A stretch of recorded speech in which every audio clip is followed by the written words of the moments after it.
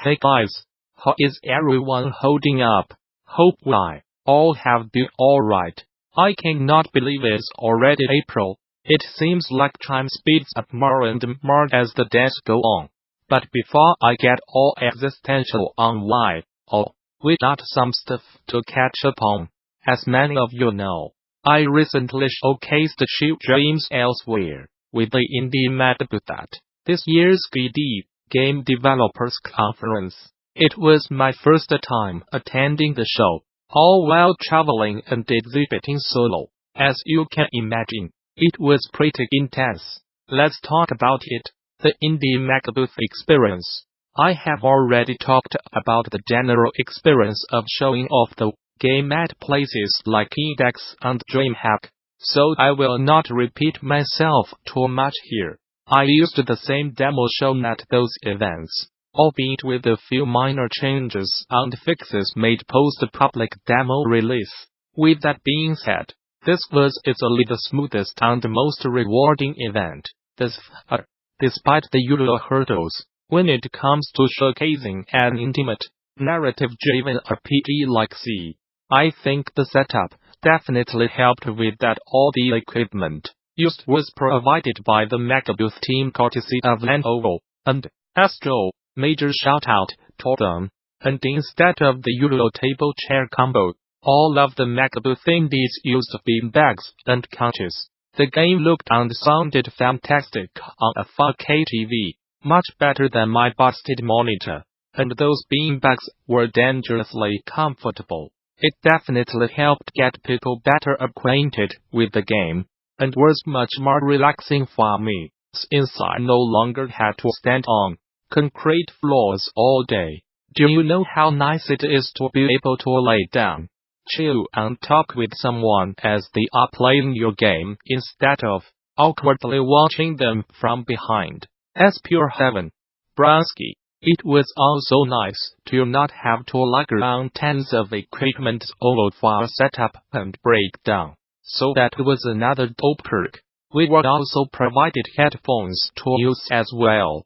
But despite being in love with them, I decided to ditch them midway through the first demo session, and have the audio play directly from the TV. Why? The music has consistently been one of the most praised and beloved aspects of the game. So not only was it nice, and significantly less awkward, to have it playing loud and proud, but it also ended up attracting crowds and new players. Plus, I did not correctly set them up, and the first player I had ended up playing in silence at the first 5 minutes. Oops. The game was playable during the Monday-Tuesday slot, and going into it, I thought I was not going to get as much traffic compared to the Wednesday-Friday group. Believe it or not, it turned out to be quite the opposite from what I could tell. The expo hall opened up on Wednesday, and since we were not competing with it, it ended up being pretty packed most of the time. That's just my take, though my fellow indies might have a different view on it.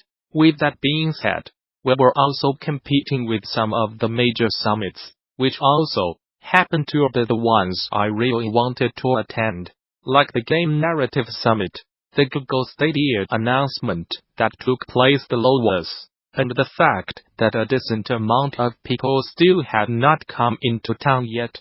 Google's announcement might be actually helped us though, since their area showing off Stadia post-announcement was right across from us, so we got some nice traffic from that.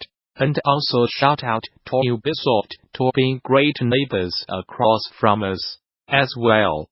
Not on live, though, seeing that same 15 to 30 in demo 1 loop got real tiring, real fast, even more Resu, considering it was the same demo shown at other events, and released online, which you can download here, if you have not already. The show floor demo contained the second half of the full level, and as much as I loved people coming by to play, I did start to go a little insane after a while. Still, there were a few surprises I noticed, like the handful of players who would wear off on the explore, fill his room before heading to the dungeon proper. The close quarters players would have during battle are the handful of harmless bugs that occasionally popped up. At least there were no game-breaking crashes this time around. It was also the first time I had an alpha version of the Link attack mechanic publicly playable, and while it had its fair share of bugs, people seemed to really latch onto and enjoy it. Another thing I noticed was that I got significantly more interesting, deeper questions compared to other events, which was probably due to the fact that it was mostly fellow game devs. I really felt at home, identified with my tribe, so to speak, much better than the usual humdrum of my, albeit lovely, co-working space where the typical questions I get about the game being, how do you monetize this? Do you make any money? And what, as a video game? Also, it was pretty surreal to see and meet some of my developer idols, especially when they would play the game for themselves and really enjoy it. Pro tip: when this happens, always keep it chill.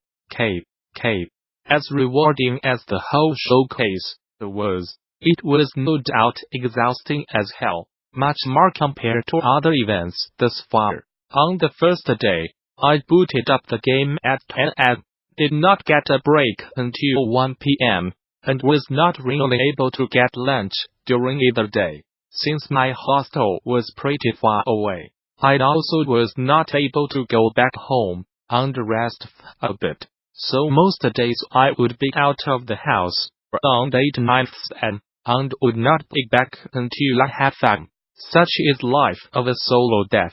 No, thankfully, the IMB ambassadors were around to help whenever I needed to step away for an interview or to go to the bathroom, and the only reason I did not use them even more was mainly due to my own stubbornness and FOMO. Many thanks to PA, one of said ambassadors, who covered for me several times, and was one of the friendliest, chill dudes I met at the event. Also many thanks to the other ambassador who covered for me. Once I am so sorry I am blanking on your name, but you were really dope too. Even with those challenges, the showcase was a resounding success. It was exhausting, sure, but well worth the exhaustion. There was nothing but love for the game, with a few players even having strong emotional reactions to it. The organizers were great and extremely helpful, with constant communication before and during the event, and setup breakdown being smooth as butter. I was able to get in several press interviews, which should be up later this month. Not featured on Rock Paper Shotgun and Windows Central, received a few publishing offers, and got a ton of new ideas and inspiration to bring back home.